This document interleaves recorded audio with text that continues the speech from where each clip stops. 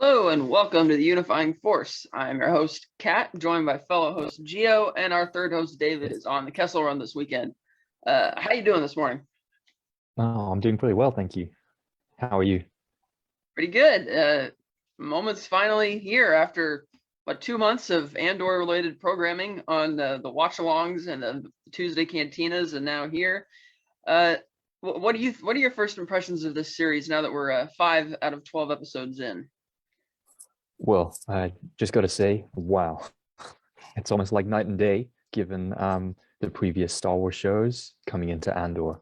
And I mean that in the best of senses, because I think a lot of the things that weren't quite consistent or lined up so well in terms of story, character, production quality, they're all through the roof and into the atmosphere for this one. And I think on first impression, it's a good impact and really has set the ground, setting the bar for Disney Plus Star Wars content going forward. Those are my first impressions, though. How about yourself? I think this is definitely a step in the right direction in terms of more mature Star Wars storytelling. Not mature in that it's inappropriate for kids, but it's not something it's not episodic. It's not built on jokes or cutesy characters or cameos every week.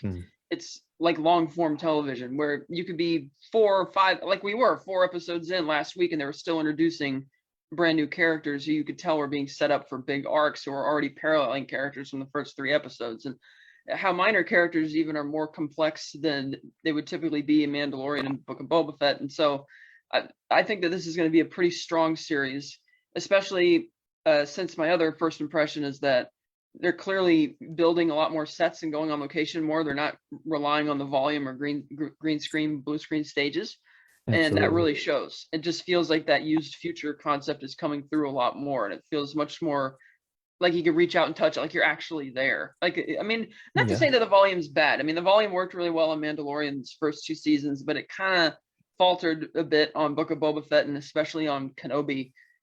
So I like that they did, and I think the key difference for that also is that this series Andor is produced entirely in the UK, whereas the others have been in the United States. So I like that they also got a good creative team behind this. Tony Gilroy, the same guy who came in to save the 3rd act of Rogue One, and now he's back writing this. And they got good directors and who have long proven resumes. So this is really exciting.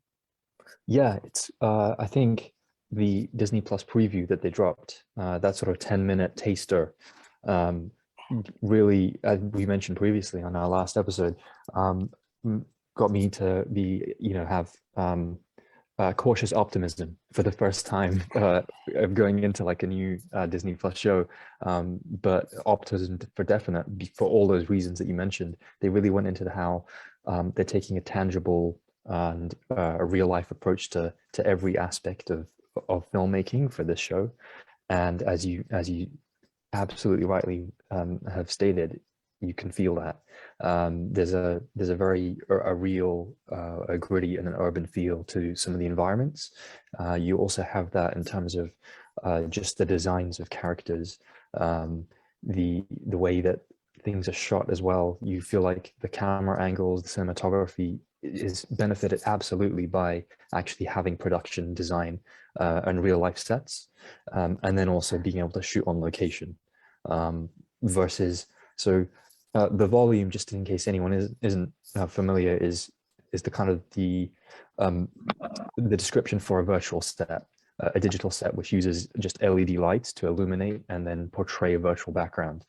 And the one that ILM uses is known as stagecraft, which is the specific kind of trademark technology that Lucasfilm has used and is going to be spread elsewhere to other shows. But as we saw in the Obi-Wan Kenobi TV series, it can definitely have some drawbacks in terms of immersion, whereas Andor doesn't have any of those things holding it back. You really feel like you're in there, and we're good to go. Yeah, and I think also part of the reason that the Kenobi series didn't come through as well visually is because the visual effects industry is under a lot of strain right now, because it's just so much overabundance of CGI shows and all the movies that had to get delayed during COVID. And so it's like they're still trying to rush to meet these release dates. And I think that's probably why Kenobi and Book of Boba Fett suffered to some extent, which is why I think it's a great idea that they didn't rely on that here. Like even in the first episode, they were really restrained in terms of the amount of shots of flying spaceships and stuff they showed, only like a couple. And that's another thing too, the design feels so much more immersive. Like we've seen so many new little gadgets and gizmos in this series in different corners of Star Wars we haven't seen before, such as, yes, we get to go back to the underbelly of Coruscant, but we get to see like a standard apartment, like a high-rise apartment that a bunch of like regular people live in, and how uniform everything is as opposed to the opulence that Mon Mothma and her husband live in, And I like how that little simple things like that are like storytelling cues that we're getting here that we don't get as much from the other series. Absolutely. Just that shot, like the opening shot of seeing the Morlana 1 security agent Cyril, our little good friend who is in a real managerial struggle at work and is being dismissed. Just that quiet moments with the lived-in studio of him sitting in his apartment and watching the sun kind of peek out through the Carson upper levels. How rare is that you see just a quiet moment of a character to themselves in Star Wars, and it's really giving the individuals moments to just be, rather than rushing from point A to point B, chasing the story. And you definitely had that. It was almost like in Obi-Wan, it's quickly move on. We heard that people were sick of Tatooine, let's get off it and let's kind of planet jump and so on. Whereas here they're really thinking, okay, just breathe and let the characters feel their way into the backgrounds, and let the physical aspects of what we've put time and money into to also tell some of the story and also give character clues. And it's a lot more rich and rewarding a cinematic experience when you can do that. And it's kind of exactly what you're saying, is if finally we're on location and we're taking our time, and we're not feeling the kind of the crunch from aspects of the industry that are spilling over into what we're producing creatively with the Andor series, because I can definitely sympathize with the idea of some ludicrous time pressures being really pinching on the technical aspects, the VFX artists and so on from Book of Boba Fett and Obi-Wan. And it did show, unfortunately, the backgrounds and the visuals weren't quite up to standard in those shows. Whereas here, very little to complain about, and a lot to enjoy, which is key. Scripting of it too, because it's like they dropped the first 3 episodes, because those 3 episodes basically feel like the first 20 minutes of your standard movie, where here's your characters, here's what's going to spin off the main plot, and then you have your major action beat at the end of it being Andor and Luthen's escape. But I like that it was a very slow burn approach. Like they're letting it time to build tension and character depth, such as the opening scene, one of the opening scenes with Andor. I mean, he's going to a brothel. That tells you that, okay, this is a different Star Wars storytelling, and in a good way. We're expanding mature the universe. Rating. Right. And the fact that he kills these 2 guys, the first in self-defense, the second guy pleads and he's like genuinely sorry, I'm going to back off now. But he makes a very conscious decision to murder the guy, execution style, which is in contrast to his debut in Rogue One, where he was going to kill, or did end up killing, the informant because he was too injured to go with him. It was so squirrely he would have given up the goods. And it's like, Man, that's a kind of dramatic. I like that juxtaposition, because in the Rogue One situation, you could tell he felt bad about doing it, whereas here he kind of didn't think too hard about it. He's like, okay, I'm going to do it, and now that's kind of the. I like that. That's sort of the what's spinning off into the main story, that he's being hunted by the police. But that even that kind of explodes into something much bigger than that before we even know it. But we keep following that plot, like you mentioned with the Cyril character. He would normally in like Mandalorian or whatever just be a like security cop number 4, and it's like, no, this guy background is extra. it's like he's warned by his boss all the terrible things that will happen if they pursue this, and he turns out to be right. He fails. He's not very good under pressure at all, and yet when he's going back home after the Imperial garrison has been assigned there, you could tell when he's walking back to the apartment that he feels terrible about everything that's happened. But then when he gets to his mom's apartment, he's like putting on this tough face, trying to be upset, and then she's just totally digging into him the whole time. I'm like, I don't know exactly where his story's going. I've noticed that when she opened her apartment door, it's like a bunch of warmer type colors and welcoming, and all the different stuff in there makes me think of almost like Luke's hovel on Tatooine. And it kind of, some people have suggested it looks almost like they're foreshadowing like this good guy rebel type color. Maybe he's going to go off in that direction compared to the cold and imperial design of everything on Coruscant. But I like that that's kind of still lingering around. And then in the 4th episode, they introduce this parallel character with the woman at ISB, who's also ambitious, trying to move up the ladder. And it's like, oh, cool. I don't really know where this investigation's going, but I like that, this is something you wouldn't see in The Mandalorian. They wouldn't drag out this little plot point as long as they have, because it's now running parallel to the main story of the heist. But long form storytelling, Yeah, it benefits so much by having that time and space to breathe, doesn't it? Because you've got the characters and you're not just following one main protagonist and his or her journey, going from location 1 to location 2 to location 3. You have that opportunity to go back and forth between multiple locations that you can establish, and yet you don't feel as if when you're away from our main character, Andor, and of course he's the eponymous hero in the series, you don't feel as if it's distracting. You don't feel as if it's just away from the main action, because the main action storyline with Cassian is about espionage, and it's a slow burn anyway. It's not just a relentless kind of a roller coaster ride. So that when you have the moments to then cut away, those don't, they're not affecting the pacing, because there's already a consistent pacing so far. And it works so well, because then you think, okay, so this is a new interior of Imperial ISB. We had that great shot of the kind of circular desk, and then all these kind of officials looking like they were, going to be a very cold and calculating discussion about things, and then it ended up being almost like a laundry list of just jobs to do, kind of listing off like, oh, there's a well, Sector 1's not reporting their invoices on time, so we'll be looking into that. And you kind of think, well, that's actually a really good, just a great way of world building, but B, some good subtle humor there, because you're almost showing that there are real lived-in moments in the galaxy.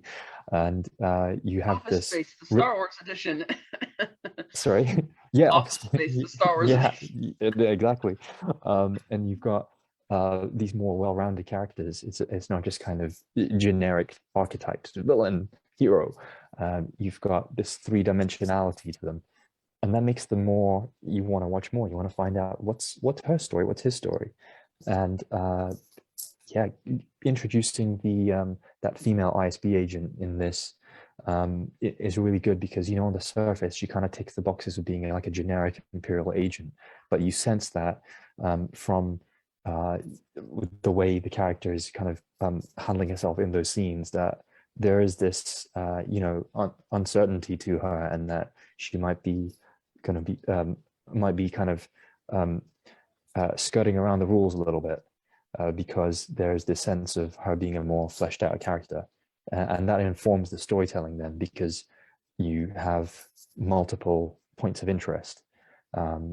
And you've got them at different kind of tiers as well. So you've got Cyril, as we mentioned, and he's kind of very low rank within everything, but he's had his kind of moment to try and shine in the 3rd episode. It went completely south, and he ended up getting demoted, and then kind of packing things and running. And that's sort of a plot thread that you never really see. You wouldn't have time to explore that in a film, at least a kind of a tentpole AAA blockbuster like the Star Wars that we know and love on the big screen. And yet here, there's the opportunity to see those moments happen. And the fact that they're not cut and dried stereotypes makes it more interesting because there's an uncertainty on where they're going. Given that the overall series Andor, we know exactly ultimately what's happening to Cassian. This is a prequel series, and yet the idea of being able to introduce characters with that nuance gives that kind of investment that you want to go forward and follow these other story threads in parallel to the main one. And I think that's a fantastic idea, and I'm really glad you brought that up. It's rare in any of these TV shows because of the constrained time they normally have. Another thing I like about, that we're actually seeing the ISB for the first time.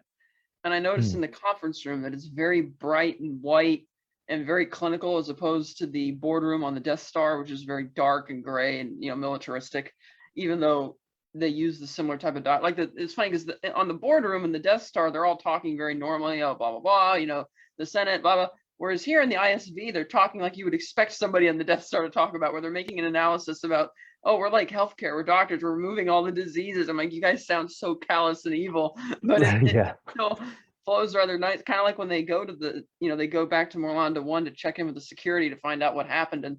And Cyril's boss, he's like, I wasn't even there. And I'm thinking, dude, that's the problem. You don't have a grip on your own guys, and little bits of humor, like when the other agent played by Alex Fern is like, he kind of slowly raises his hand to say something, and he's like, "Hey, you put your hand down," But it's like, okay, on the one hand, I should hate the ISB. They're, they are very clinical and dark, but on the other hand, they're right. They do need to put a garrison here. These people don't have control of what they're doing. The fact that they were too incompetent to investigate a simple double murder of their colleagues is bad enough. So that's another, I like how that mystery is kind of flowing out. But then parallel to this, we also finally get a bit more from Mon Mothma, who hasn't frankly had that much screen time in the official Star Wars canon. And she's married to her husband, who clearly loves the Empire. He loves the opulence that it brings. Like, he says, why do you always have to be so bored and depressing? And setting up the dinner, and he's like, oh, I'm going to invite Sly Moore, the one person who knows that Darth Sidious or Palpatine and Sidious are the same person. And I thought they were gearing up. You're bringing the Emperor's inner circle into yours. Yeah, into your house. And I thought that'd be kind of cool. I thought we were going to actually see the dinner, but apparently not, or maybe it is, because the timeline is a little, wishy-washy, going back and forth. So that would be a really tense and interesting meeting, because on the one hand, we know that Mon Mothma would get out of it because she's still leading the rebellion in Rogue One and Return of the Jedi. But in a way, that would be fun to see her get in the jam, like, oh, how are you going to get out of it, type of thing. So that's where knowing the ending of the story isn't necessarily a drawback. It adds an extra layer of suspense. Yeah, that's the key word, isn't it? It's suspense. This is suspenseful storytelling. It's not just giving everything, that you might want in one, big moment, big scene. It's giving you little morsels that you can then kind of slowly devour at your own pace, as well as following the pacing of the show. What did you think of that conversation at dinner with the daughter then coming in and giving her thoughts on the situation? She didn't seem like the biggest fan of Mon Mothma. No, it's like she likes her dad more, and they're kind of both kind of jaded with her, with her business, and they're like, oh, we don't really care, that kind of thing. And it's like they're introducing, like, it feels like a regular, normal type relationship between mother and daughter that they're actually putting in Star Wars. And hey, what do you know? A character who is not an orphan for a change, because her mom's right there. I was going to say, yeah, she's got two stable parents, a relatively stable upbringing. It can happen in Star Wars. Yeah. Given it might have to be Coruscant upper elite, but still, it's there. And then I love also that this heist is all about, like, stealing a payroll, because initially we were speculating in our earlier episodes, oh, what was that thing that Andor stole? Oh, it's the Star Path, but that really doesn't matter, because Luthen's more interested in the fact that he was able to steal it to begin with. And now they have an insider helping them try and steal this whole Imperial payroll, which seems really cool, because they're just going to steal their money to bankroll their rebellion. But even then, you see how, distrustful they all are, because they've spent largely 2 episodes now of Andor being looking at him sideways and everything on this planet, because they all have their suspicions that there's something fishy going on with him. And I kind of like that they're sometimes it feels like they might have dragged it out a little too long, trying to build the tension of who's gonna blink first type of thing. But it makes me think that this mission might not go the way they think, and I don't know if Andor is necessarily going to be the one to save the mission, or if it's going to go horribly wrong for all parties involved, because it just seems like they're not a very cohesive unit. Yeah, yeah, there was that moment of them butting heads when they were first introduced, and the fact that Cassian walks in and they're like, "Oh, who are you? I'm Clem. What are you doing here?" And he's very evasive for their initial questioning. And then the next episode, you have the Perrin, the character who's kind of saying that trying to gain some more info from Cassian, and he's still reluctant. He's kind of like, you've got their analyst who's talking about writing a manifesto and going into this kind of deep political kind of reasoning for having a way to rebel, and he's impressed, and it's also a great insight into seeing another side of rebellion for us and the audience that we don't see. There's a complexity to it, and then he kind of like glazes over, almost thinking like, this is too deep for me. I'm in it for much more superficial reasons, and then he tosses it over to Cassian, saying, "What do you think?" And Cassian's very much, well, it doesn't matter what I believe. It's not relevant. He's kind of, that Cassian is keeping things at arm's length because he's been there for reasons to do with Luthen bringing him into the story, and not as a kind of ragtag member of this initial troop to overthrow the garrison and break that payroll out. It's good to have that kind of you get them in close proximity, and then immediately you're seeing this distancing happening between these main characters that are meant to be pulling off this mission. And it's again adding to the suspense, making you think, okay, so immediately there's a clash there. Who else is going to have an allegiance to these two emerging sides within this small group of 7? It kind of reminds me of the splintering that you get in heroic teams that actually makes things more interesting. Maybe most famously in fantasy storytelling happening in Tolkien with the Fellowship, and how you had clashing egos that then emerged and kind of came to a crescendo, which then leads to big story elements and moments popping off. Yeah, and it's just so interesting how they do that. Right, because Cassian so far, he's not really proposing an alternate way to carry out the heist. He's kind of laying low because he's getting paid money for this, and it's kind of funny because I remember that line in Rogue One where he gets angry. He tells Jin very defiantly, "I've been in this fight since I was 6 years old." I'm like, have you really? Because we're seeing now with the other thing, which adds all the tension to this series and gets you to be fine with a rather slow burn approach, is that they have this mysterious backstory where he was from some primitive planet. There's some mining operation going on. They haven't told us what they're mining. I don't think it's necessarily kyber crystals, because I think that would be revisiting the same well too many times. And if it was, I don't think they would keep it a secret anymore. But the fact that you had Confederate guys there people from the Confederacy trying to there to steal it, that he gets rescued by these scavengers who decide to raise him, and so his people who looked like a hunter-gatherer society, he's now being adopted to be trained to be a scavenger and a con artist. So it's like he's a liar. In other words, he's really good at that and conning other people. Like he's telling you, "Oh, I've been in this fight since I'm 6 years old." It's like, well, no, you've kind of been out for yourself and been a con man since you were 6 years old, probably. Yeah. But you're not really in the fight. Yeah, not really in this fight yet. Like kind of like when the journey to the base that they're going to rob comes to a head, where he finally gets accused directly. He's like, "Yeah, I'm a mercenary." And he tells him, rather than playing cat and mouse with it any longer, "Yeah, I'm a mercenary. I'm getting paid 30 grand for this. And here, by the way, this crystal was given to me as collateral by her contact, Luthen." And it's like, they're all looking at him, "Oh, this is crazy. Why do you want to do it?" He's like, "Well, why are you doing it?" He doesn't seem to, he's clearly not yet like emotionally vested in, like you could tell he doesn't like the Empire, but similar to Jin Erso in Rogue One, he's not yet really invested in the idea that they should go all out and fight them. Like he's still in it for the money. And yeah, and I like that they haven't they haven't revisited the flashback story for a couple episodes now, so we still don't know what the mining operation was about. But I like that Luthen specifically said that this crystal was his most prized possession. Like he thought, this is how you could trust me. Here this is. And it's like, well, I'm not sure. Is that supposed to be, is that like a broken kyber crystal from a lightsaber? Maybe he used to be a Jedi. Who knows?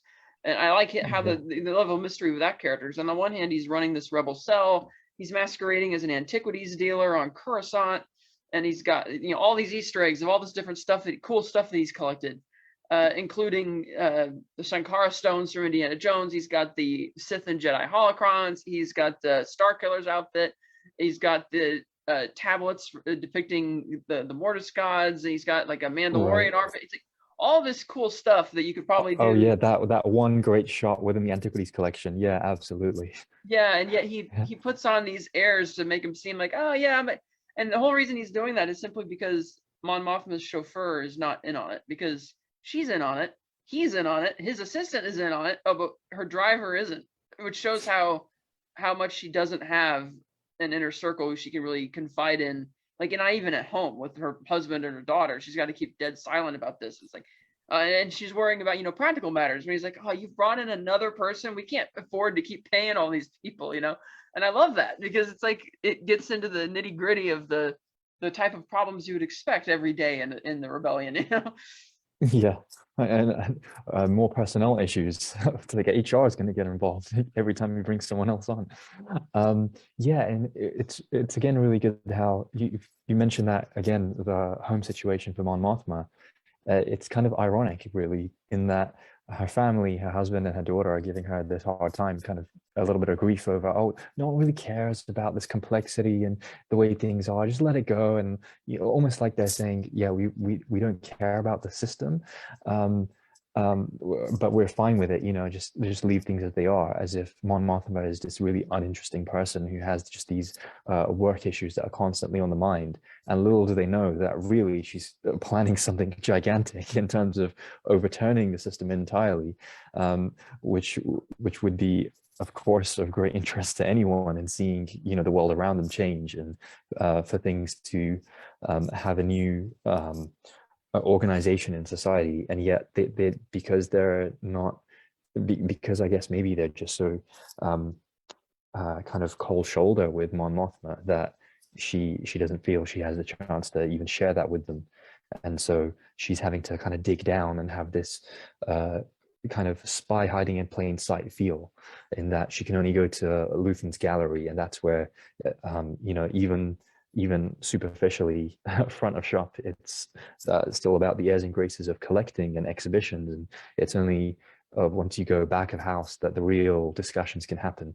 And that's so good that you have those many steps that are required to really even theorize about rebellion, let alone talk openly.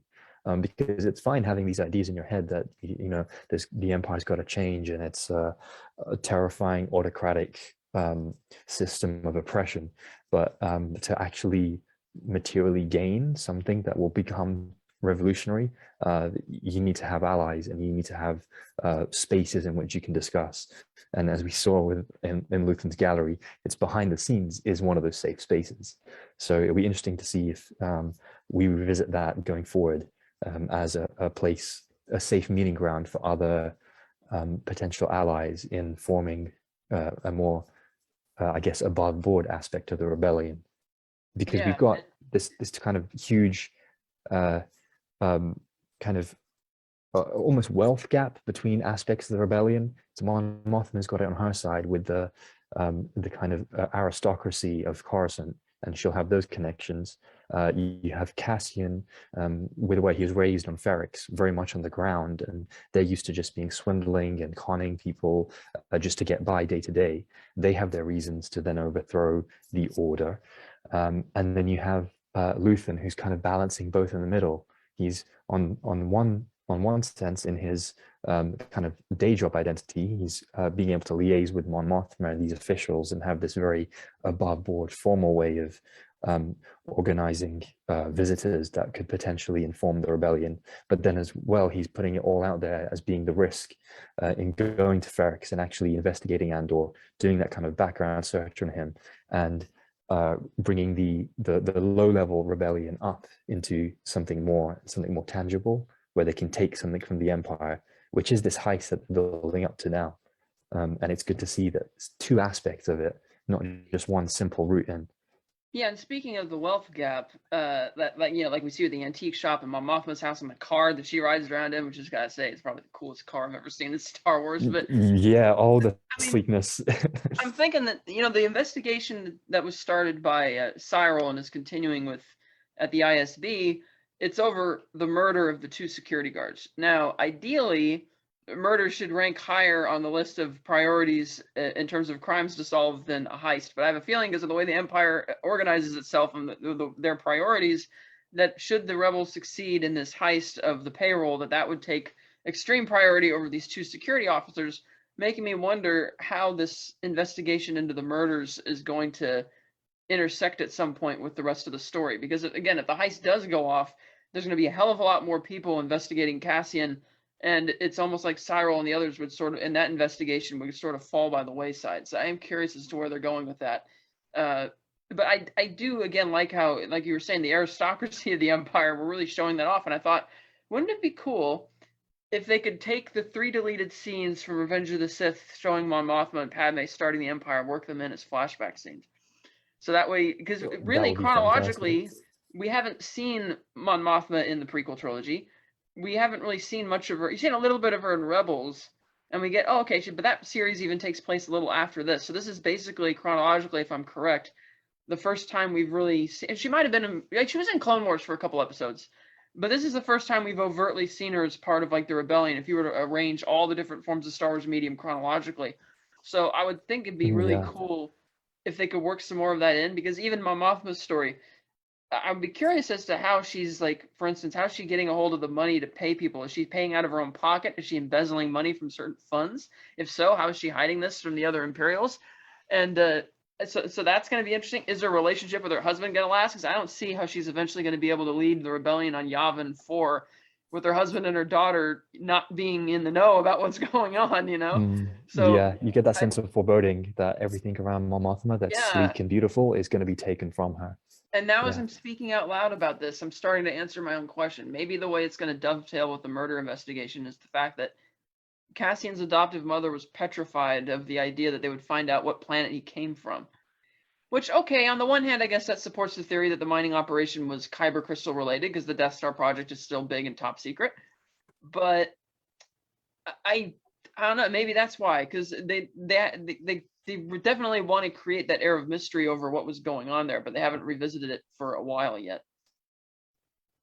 Yeah, I think the fact that they're bringing, Cyril's not just being forgotten about as he would have been in a smaller scale TV show, that we have him on the side, and most recently he's booted up that hologram. We know that he has Cassian and Andor in the mind. He's not forgotten, even if he's been relegated back to his apartment in Carson.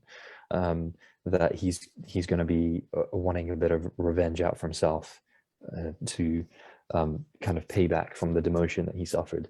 So yeah, get the feeling that they're kind of dropping those seeds in, that the fact that the series opened with such a bang, and with that the kind of cold-blooded killing, the fact that Cassian did the first one in self-defense, and then the second one he had that moment to really think about what he was doing as the god was pleading for it, and the fact that they bring Cassian in, reintroducing him to us, but first time chronologically as this brothel visiting, security agent killing guy, really makes him stand out. And as a parallel to Rogue One, that was one of the first moments in Rogue One which made you think, wow, that's something we haven't seen before. And here again we've got that as the kind of instigating moment to kick things off.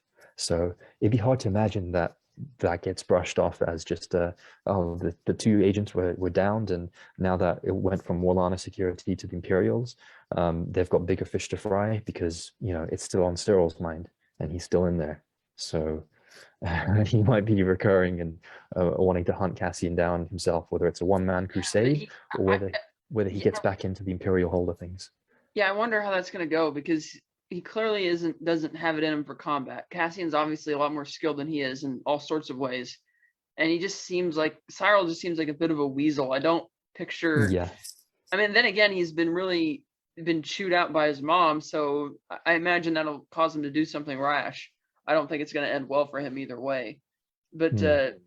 the other thing that the series started with is Cassian's looking for his sister, and I assume this is his sister from Kasari, where he was born, and not like some adoptive sister or something like that. So I wonder where she's going to pop up. Maybe she'll be in the rebellion, and maybe that'll get him to join at some point. Yeah, yeah, because he did start off when he went into the brothel and spoke to the first person available. He was saying that she's from Canary, and initially it was kind of dismissed, like, oh, then we don't have anyone from Canary, and then very quickly it was like, well, actually there was somebody here, but we've not seen her for she's been gone a long time, which kind of cemented that if this person was real and not just a ruse for Cassian to sort of be a way of kind of getting himself into that situation, then this is a character that he's looking for. And maybe that is one of his major motivations for sticking with this through line of the heist, in that he knows, okay, if he gets through the heist and gets this payroll mission accomplished, then he might have the clout and the connections to continue this search for his sister, which would be a good motivating factor to get Cassian in there. It's giving real human stakes. You know, it's not an entire planet at risk here. It's one individual, and that speaks more to having human drama, which is more relatable, and grounds Cassian in this world a lot more appreciatively than just having, you know, starfighters blasting it overhead. Yeah, even when, when the Death Star Starkiller base blows up a planet, it's so impersonal. It's like, yeah, it's evil, but it doesn't feel as evil as, say, when you take a character that you actually know and have them being victimized by the Empire or something like that. That feels a lot worse. Yeah. And so they're really, which is why I like they're layering all these characters. And in a way, if there's any negative to come out of this series, that it makes Cassian's role in Rogue One seem all the more dismal by comparison, because that movie is one of those, we got to get to the next thing faster, faster, faster, and he's kind of in the background on that one. But I love how I hope also that when it comes to the new characters in this, that their solution for why they didn't show up in future movies isn't simply that they're just going to kill everybody off, because I find that gets a bit old hat at one point, or at some point down the line, or if they are going to kill him, make it worthwhile and not just some pointless, thing. Like, for instance, when they had even the small character arc with the ex-boyfriend Tim, who rats out Cassian to the security, not just so much out of jealousy, but because you can tell he doesn't want Bix to get mixed up in Cassian's bullshit, and yet it comes back to bite him. And some people are like, yay, the snitch got it. And it's like, well, I don't really think that's all it was about. He kind of clearly cares about her, doesn't want her to get in on it, and then he gets shot anyway for it, which is, again, more character depth for somebody. You could have just had random street beggar number 2 be the snitch, but no, they made a whole character out of it. Yeah, exactly. It's kind of like, it goes back to that scene in like The Force Awakens when they visit Maz Kanata's palace, and they're spied upon by 2 different groups, one for the First Order and one for the Resistance. And you'd think, oh, that's pretty interesting. There's this characters on the side, and they're informants lying in plain sight. Could that lead somewhere? In the film, they don't have time for that. They're just, okay, quick, let's go on to Hosnian Prime, and then absolutely lay waste to the entire system, not just a single planet this time. Whereas here, you have the moments to breathe, and so you've got a living, breathing character who has investment into not only the main character Cassian, but a character from his past, Bix, and it's an actual real person, and not just this side connection to then move on the next story beat. It makes such a difference to see that rather than just having, like with Maz Kanata in Force Awakens, where they introduce her and there's no exit for her. We last see her giving a lightsaber, reminding Finn that he has a weapon with a lightsaber, and then she's gone. It's like, wait, did she live? Did she die? It's like, we can't tell you. We gotta move on to the next thing. Yeah. We completely leveled her palace to the ground, but the rest of the planet was fine. we don't know how they escaped, but they did. Yes, I really like.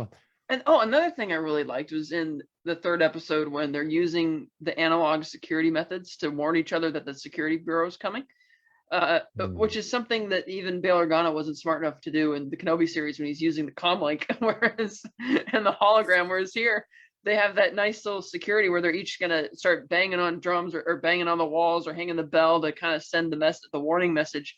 and how the Marva or whatever his name is, she's sitting there and she's like, "Oh, you don't have to worry about the sounds. You should worry about when it stops." And it's just Yeah. building that. It's like, oh, geez, it's about to hit. Yeah, that really helps build the tension. Almost like bringing things, you're kind of cooking things up and then raising the heat to boiling point. Whereas if you just have like a simple old technology like the comlink with Bale, it's just kind of like they found out what when he leaves it on the side of a desk, and like other stormtroopers over here, what's going on? Whereas Yeah. here, you can tell it's been thought about a lot more. And there are moments for not only our, let's say, our top casting. So you'll have like Cassian, Luthen, Mon Mothma. You've got tiers of characters, and so even the lower tier characters have a role, um, as well as the world building, like you saw with the town of Ferrix, and having a traditional steel drum being, being activated, which goes on for like normal living. That's kind of how the community gets by and how things are. And then you get the Empire wanting to come in and impose themselves on it, and you then get another feeling of how this is why people want to rebel and want to resist, because they have their way of living already and things are okay. It might be a little archaic, but it doesn't need the cold callous hand of the Imperials to be there and dictate things the way they want them to be. Yeah, and it's like, and also going back to their priorities when they show up on the Morlanda One, the Empire, like, is this building going to do fine for your headquarters? And it's like, it's a hotel. It's not really that wouldn't really be conducive to setting up a major headquarters for having all these clone rooms. But it's like, okay, and he's like, well, can I have the rank of blah blah blah? He's like, I don't care if you wear a whole dress, you can do what you want. And it's like, okay, so now even the people they're appointing prioritize promotions and opulence, making me think that maybe this new character is going to go somewhere as well. It's like it just keeps building and building, and I like that it's doing that. And I think they're therefore the last 4 episodes of this series being, if we split it into thirds, will probably be like an extended climax. And I think I really do think it's going to build to something special. Yeah, it has a feeling that there are lots of threads and they're slowly being weaved together. And if you can just sit back and have the patience to think, okay, this isn't going to be irrelevant, this is going to come in later, then there'll be something rewarding towards the end. And that's a richer way of telling a story. You see that done so well in other series, in other IPs and franchises. It's one of the reasons why Game of Thrones really knocked it out of the park from a fantasy point of view, because they had that complexity of having not just the slow burn, but the multiple characters across different locations. And yet, in the early seasons, each thing is, gradually weaving its way towards a larger conflict towards the end. And when you have that ability to set up that level of storytelling, if audience can stay tuned in there, then the reward at the end is that much greater. It's kind of like you've got a better meal at the end. The third course, the dessert, is that much sweeter if you've been taking your time to digest course 1 and course 2. Yeah, and in that same vein, it's like I noticed that while the first 3 episodes felt like one movie, the 4th and 5th episodes sort of feel the same as well. Like it's just kind of it's continuing that thread. It's like now that they've hooked us with the first 3, each week it's going to be like another chapter in a movie, and we'll see how that goes, because 4th and 5th feel like it could have been fused together as one episode, even, because it's like they're drawing it out, and who's to say if the next week is going to be the heist or if they're going to draw it out even further, so I'm really curious as to how this is all going to play out, because it's like they keep introducing all these characters and all these plot threads, but that, as is for a long form TV series, Star Wars is, and I don't think necessarily this is going to be the future of all Star Wars shows. Like, it's important to still have the episodic stuff like Mandalorian, but I like that they're open to doing shows like this, which they've planned out from the beginning, because they said there's going to be 2 seasons, and they've already apparently written it. So yeah, it really kind of puts a positive spin on what Star Wars can offer, because you've got genuine world building, genuine production design that is, on the one hand, fantastic to look at, and bringing in things visually that we've seen elsewhere. But here, anytime there's a sort of, there are moments, there are Easter eggs that are visual, like in Luthen's incredible antiquity shot. it's there as a moment that we can take in and really savor, but it doesn't kind of distract from the storytelling going forward. It's just extra world building that enhances the entire experience and then brings immersion to a higher level, because you finally see aspects of Star Wars where you think, oh wow, that's awesome. They're collecting things, and that's a huge aspect of real world fandom in terms of some of these franchises. That's got to be, I know that would have rung true for so many Star Wars fans to be able to think, oh right, I can go deep diving with the Easter egg hunt later with that scene, with that one shot. And yet, when you're there in the moment, taking in the episode, it's just one of many great scenes that are constructed around creating a more believable profile for Luthen's character, as Scanlan Skarsgård brings Genevieve O'Reilly into his kind of inner circle behind the scenes. It's just a fantastic way of being able to see that when you've got that extra complexity, it is possible. And we can really you kind of soak it in and chew up that scenery that they're giving us, because there's something substantial here beyond just the kind of quick series and the episodic moments. So Star Wars has this great new aspect to it that's all being introduced through the series of Andor, and that only enriches the overall experience of being in the Star Wars galaxy. All right, our producer is letting us know that is all the time we have for this episode of the Unifying Force. I'm Kat, joined by Gio, and we will definitely have a lot of fun when we return on 2 weeks from today, the 23rd. Yeah, join us again, please, and we'll have episode 33 of the Unifying Force to hit back up on how we're going along with Andor, and there's a lot to see and a lot to enjoy. All right, see, until next time, may the Force be with you. May the Force be with you.